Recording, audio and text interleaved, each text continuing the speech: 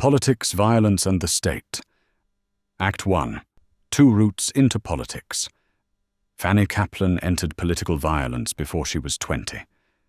She grew up in the western part of the Russian Empire, in a Jewish family, under a government that offered little lawful space for opposition. Even her name is difficult to fix. Sources call her Fega Reutblatt, Reutmann, Fania, Fanny, and sometimes Dora. The uncertainty began before she became famous.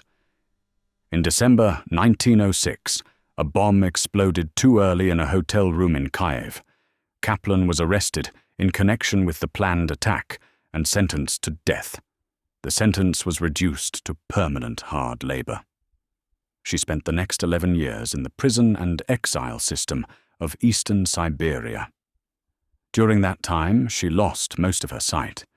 It later improved, but never became reliable. Kaplan had entered revolutionary circles through anarchism.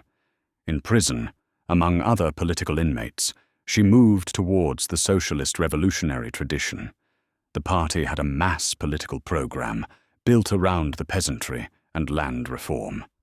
It also had a history of individual terror against officials of the imperial state.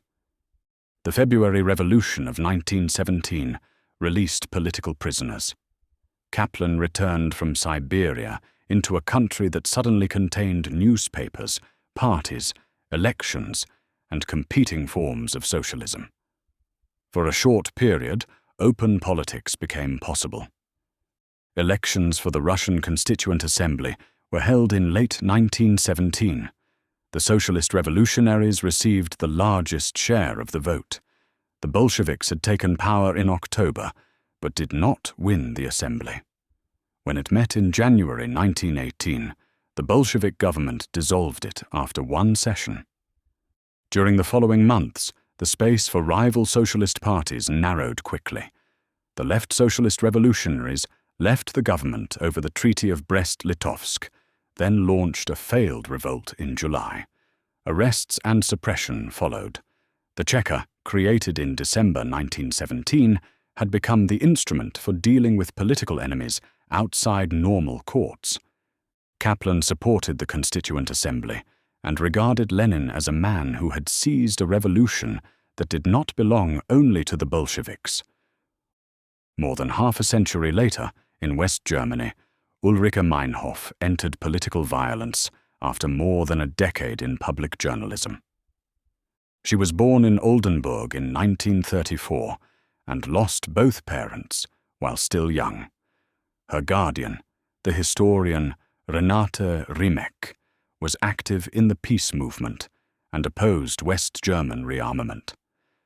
Meinhof's political life started with campaigns against nuclear weapons.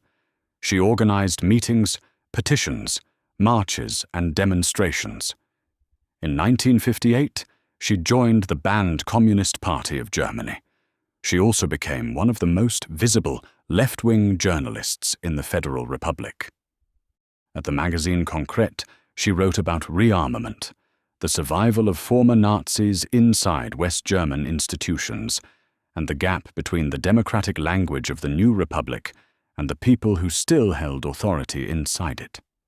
She became editor-in-chief, then continued as a columnist and broadcaster.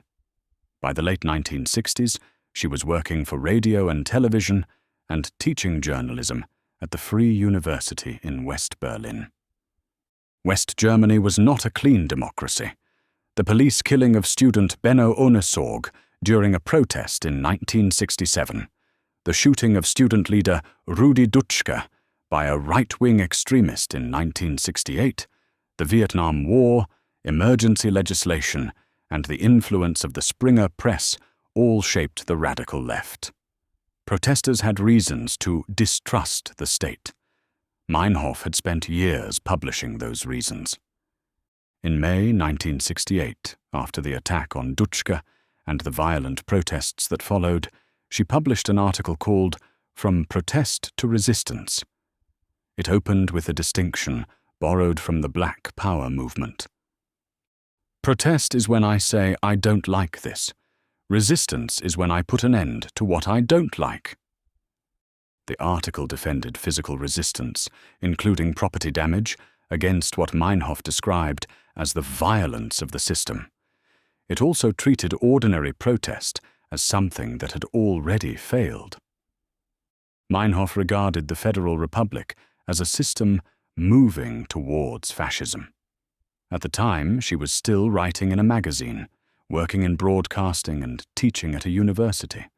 Elections, courts, demonstrations, and an opposition press continued to operate. Act 2. The Armed Decision. On the 30th of August, 1918, Lenin spoke at the Mikkelsen factory in Moscow. Earlier that day, Moisey Uritsky, the head of the Petrograd Cheka, had been assassinated. Lenin still traveled to the factory without a substantial guard. After the speech, he walked towards his car through a crowded courtyard. 3 shots were fired. 2 bullets struck Lenin in the shoulder and neck. Another woman in the courtyard was also wounded. Lenin survived and was taken to the Kremlin. Kaplan was detained nearby. The surviving interrogation record attributes a confession to her. It also gives a political motive. She considered Lenin a traitor to the revolution and opposed the destruction of the Constituent Assembly. She accepted responsibility and refused to identify accomplices. The rest of the case is much less stable. No reliable witness was produced who clearly saw Kaplan fire. She did not have the pistol when she was arrested. A factory worker delivered a weapon to the Cheka 2 days later and claimed to have found it after the shooting. Early witness statements changed. Later claims that the Socialist Revolutionary Party had organized the attack were developed most fully during the political trial of the party's leaders in 1922. The historian Semion Lyandres compared the original interrogation material with the later testimony and concluded that the evidence did not support the official Soviet account. Kaplan's poor sight adds another question. The confession cannot simply be removed from the case. Neither can it settle the case. Kaplan had already accepted political terror as a legitimate method years before the shooting. She had a clear reason to oppose Lenin. The available material shows a revolutionary willing to claim the assassination of a political leader. It does not securely show who held the pistol in the factory courtyard.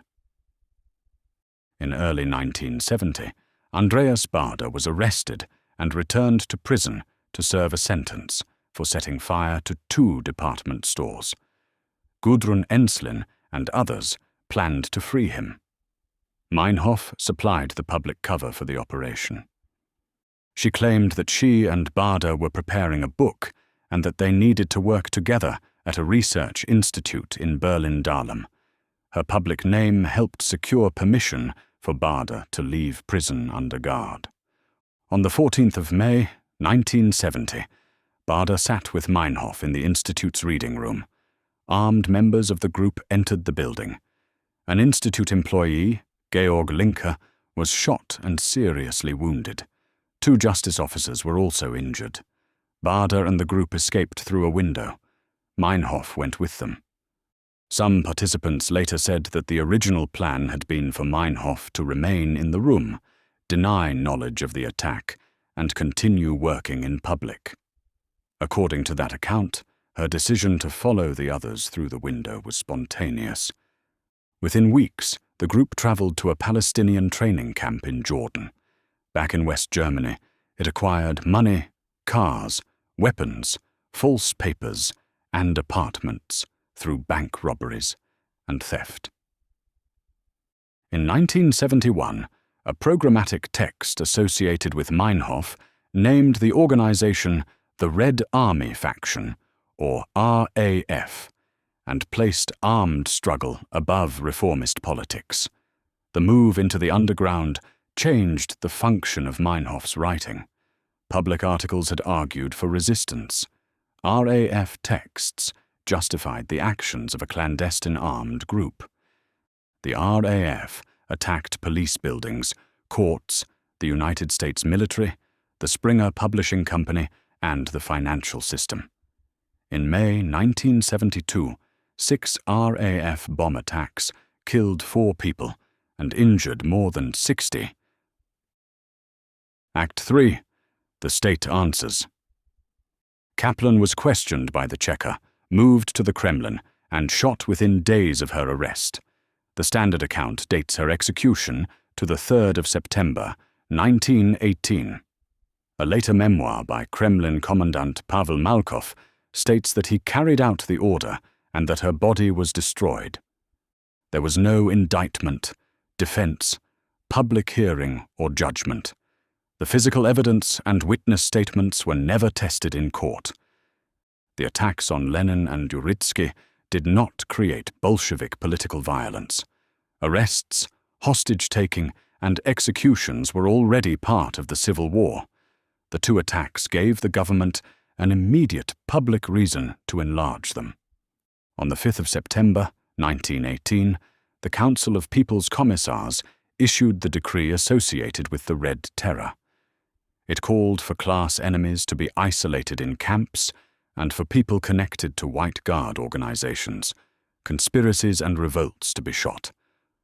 Official accounts presented Kaplan as Lenin's assassin, a socialist revolutionary plotter, and proof that the revolution was surrounded by enemies.